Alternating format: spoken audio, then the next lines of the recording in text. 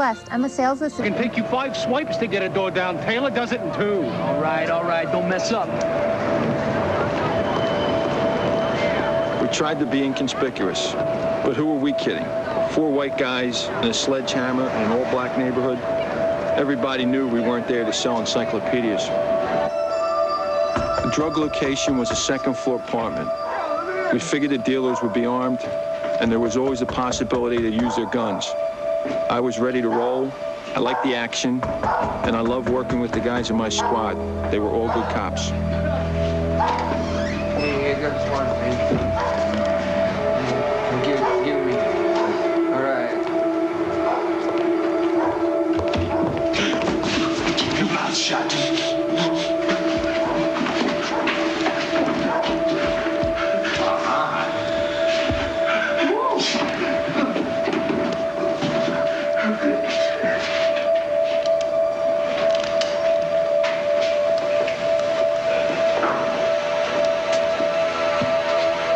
Nothing doing, Mike. 2 swipes and we're in. Let's do it. Police, open up.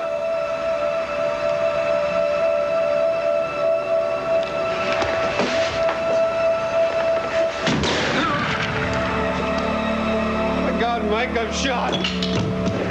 I'd never been that close to someone being shot before. I swear I heard the bullet going into Paul's body. Man, I'm shot. Get him out of here! Quick! Open the door! Paul was my partner and my best friend, and I was listening to him die. There was no other way to describe it. Common sense was not the dictate of the moment. I became crazed. What I was doing was motivated by anger. I should have waited for backup, but all I could think was, these creeps shot Paul.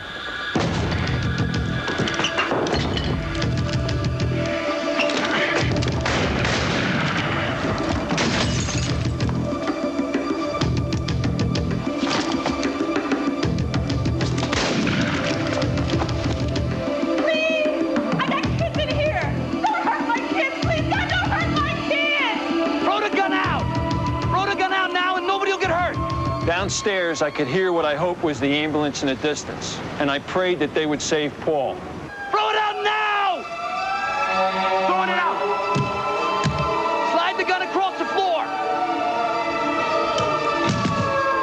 Now come out with your hands up! You're gonna shoot me! I know you're gonna shoot me! Come on out now! So I'm thinking, this guy had already shot my partner, and there was a good possibility this was a bluff and he had another weapon. Don't shoot, okay, man? Don't shoot! Paul was dying. This man had shot him. If he was going to be aggressive, I would have less than a split second to react. I'm coming out, okay? I'm coming out, okay, man? I had 4 bullets left. If he opened fire, I would have to make one of them count.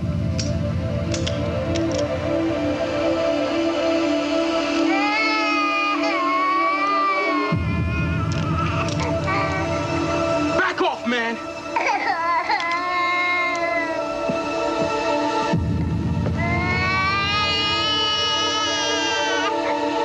the kid down! Hey, you let me out of here. Get out of my way, or I'm gonna crack her neck. Please! Not save me! Please! Give me!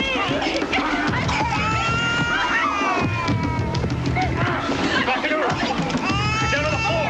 All right!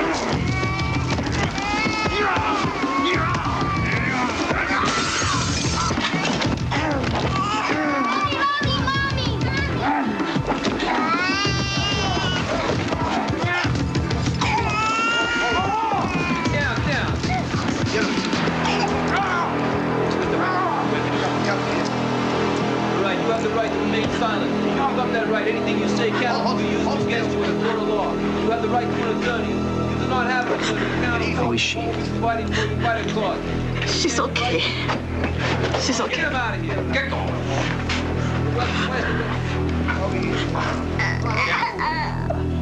Get the unit. Move.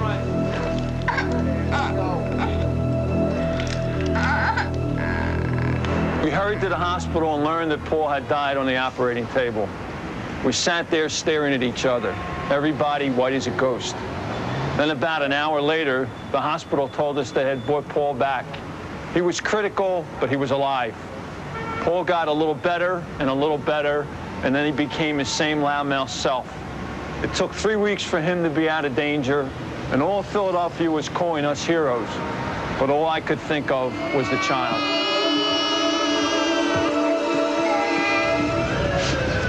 Hey, wait, let's go. Yeah, in a minute. Are you okay? Yeah. All right. Be up front.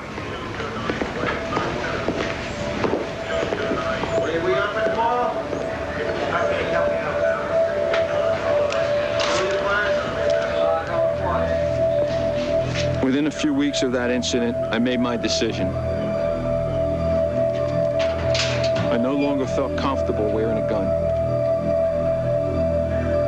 And in 1982, I retired as Philadelphia's most decorated police officer and later became chief of police in Portland, Maine. I'm now an advocate of restricting the availability of concealed weapons. I'm not saying we should ban all guns. I'm not saying we should ban hunting.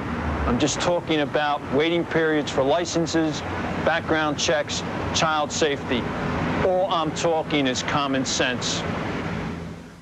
We'll be back in a moment with U.S. Marshal Bill Scott and the highway prison break.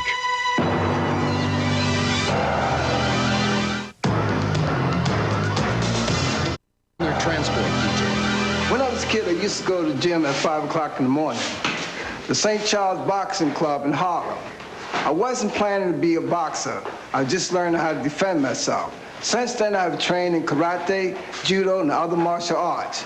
You just never know what you're going to come up against. You might be mentally ready, but that's not the same as being physically ready. And when you are mentally and physically ready, criminals have a little more respect for you.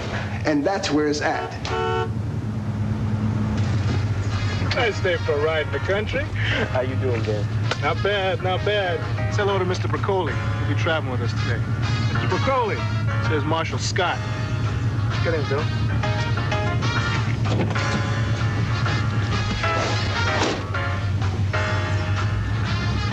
Man, Ben Ricks and I have been assigned to transport 3 prisoners to Manhattan. Broccoli was one of them.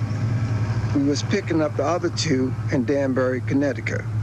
A U.S. Marshal's responsibilities are very broad. You can do a court assignment one day, witness security the next. Today, we are transporting federal prisoners. Bill, you're in pretty good shape, man. You still doing that martial arts thing? Yeah, I work at it. Man, I say you either into that stuff or you not. Different strokes. Hell, I'm just trying to keep ahead of the competition. See, the bad guys are learning it. Good guys gotta learn it too. Oh man, now you're making me feel bad. I spend my spare time playing the saxophone. What do you think? Want a little sax work on the street with you guys? At that time, the requirement was to use your personal vehicle to transport prisoners, no matter how far, no matter how dangerous. Government vehicles were not available. They changed that rules a few years later. But that day, we used Rick's Cadillac. There would be 5 of us, and it had a lot of room, front and back.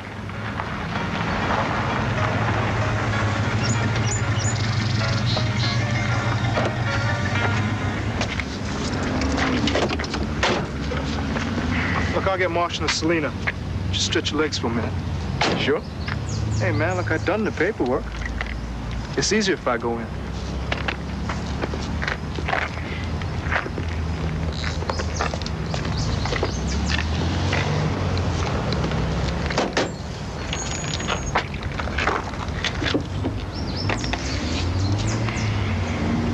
At that time, the procedure for transporting prisoners was one deputy would drive and other would sit directly behind him. The prisoner would sit in the back seat behind the deputy. If there wasn't enough room, he would put the least dangerous criminal in the front seat. One was named Selena. The other was Robert Marshall. I've seen Marshall before. He was considered extremely dangerous. Hold it. Bill, put Macaulay in front. If you're gonna play musical chairs, I should warn you, I get real mad if I lose. Shut up, Marshal.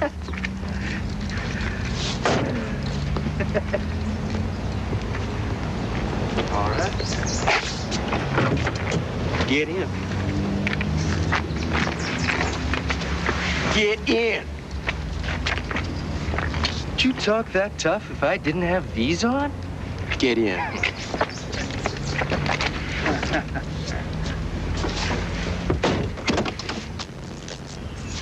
When I was trained in Japan, I found that criminals had more respect for cops, respect for their knowledge and abilities.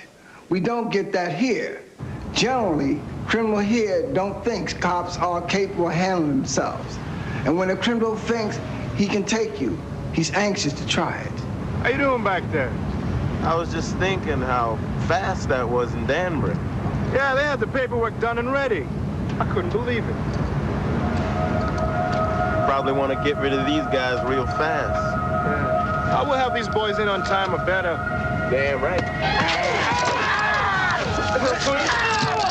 His weapon went in deep, between my liver and my gallbladder. I didn't know it then. I didn't even know what it was. I only knew I was in a great deal of pain. Then Marshall leaned on me and began hitting me. Selena climbed over the seat, pressing him up against the steering wheel. Saturday at 4 on WB. Really wanted. Or live better. Ben was doing everything he could to keep the gun away from him and still keep the car on the road. Broccoli decided the most destructive thing he could do was to start beating on Ben. Get the damn gun! They can't! Zero the car! The car was going back and forth. I knew that Ben was going to lose control of it, or his gun, or both.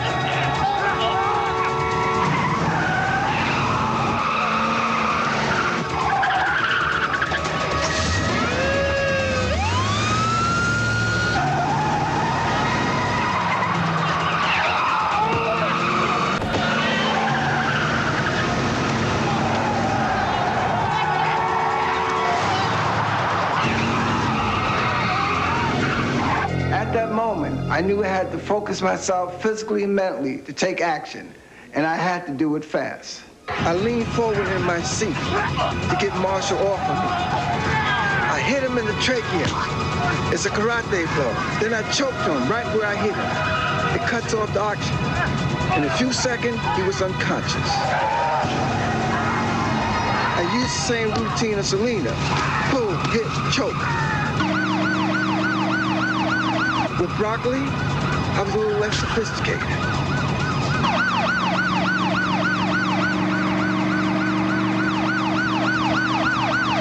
You all right, Van? Yeah, I think so. All right, we got a state trooper here. Yeah, I see him.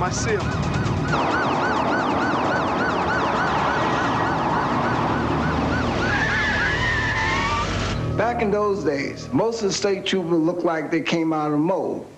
They were about 6'4" and muscular, and most of them were white. That turned out to be our next problem. I don't know what the hell you guys think you're doing, but... Look out! He's got a gun! Black guy grabbing, he's got a gun! Shut up! We are U.S. Marshals. My name is Scott. He's Ricks. We're transporting these prisoners to Manhattan. They kidnapped us! He's got a gun! He's got a gun! You shut up and sit back right now! We are U.S. Marshals. We have ID. You can check our ID.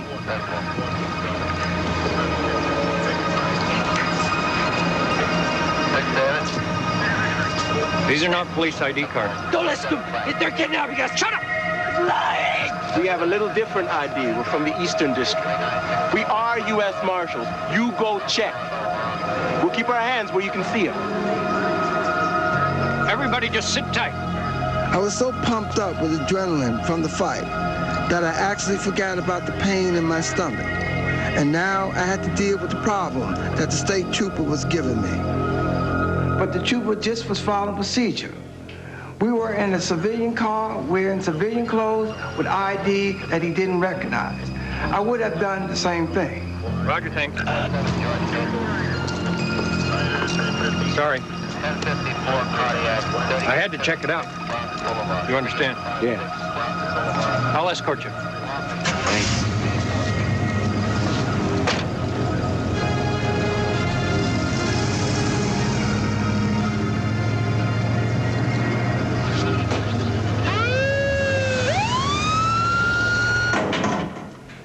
Ben was really shaken up. We got the prisoners in Manhattan. I was in the hospital for a few months. There were complications from the wound, and they eventually had to move my gallbladder. You got to be ready before the life flows at you. I learned that way back when I started coming to St. Charles. I seen kids' lives messed up with drugs and violence. I told some of them to train their minds and body. This is not the life you want. The world offers you more than this.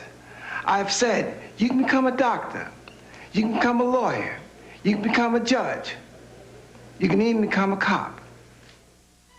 Top Cops returns in a moment with the aftermath of these stories. The following hard batteries. Here's a Top Cop safety tip. When responding to an emergency, be sure to first take a careful assessment of the situation so that you do not become a victim yourself.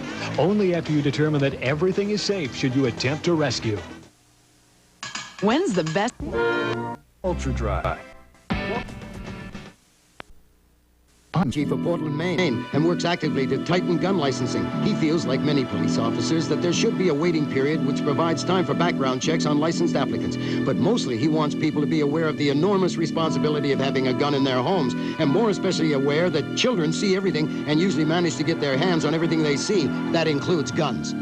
Ralph Broccoli was sentenced to a federal jail term for interstate theft. He was released in 1972, then killed by an unknown assailant in 1978. Paul Salina was sentenced to 25 years for armed robbery, then given an additional 3-year sentence for assaulting a corrections officer in 1983. Robert Marshall was given a 25-year sentence for armed robbery. He was paroled in 1985. Federal Marshal Bill Scott, with more than 50 awards and medals in martial arts competition, is currently serving with the U.S. Marshal's Office in the Southern District of New York.